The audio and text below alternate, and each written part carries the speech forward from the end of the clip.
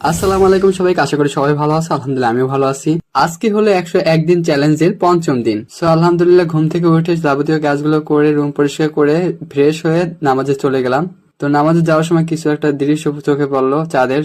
তো আইফোন থাকলে সুন্দরভাবে দেখাইতে পারতাম, গরিবের বাটন ফোন দিয়ে দেখানো যায় না। সো দুপুরে দোকানে কাজ টাজ করে তারপর নামাজে চলে গেলাম। মাগরিবের নামাজের শেষে আসলাম, দেখো কি সুন্দর একটা ছাগল।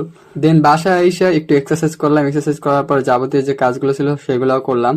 তারপর আমার হাতে কিছু কাজ ছিল, এই কাজগুলো শেষ করলাম এডিটিং এর। তারপর ক্লাসগুলো করলাম, ক্লাসগুলো কমপ্লিট করে এগুলো সব নোট করে তারপরে বই পড়তেছিলাম। বই পড়া শেষ করে দোকানে গেলাম। আমার দোকান বন্ধ করে এসে আবার একটু কাজ ছিল, ওই কাজটা কমপ্লিট করলাম। কাজটা কমপ্লিট করার পরে বিছানা গুছিয়ে শুয়ে পড়লাম। এই তো আজকের দিনটা আলহামদুলিল্লাহ ভালোই গেল।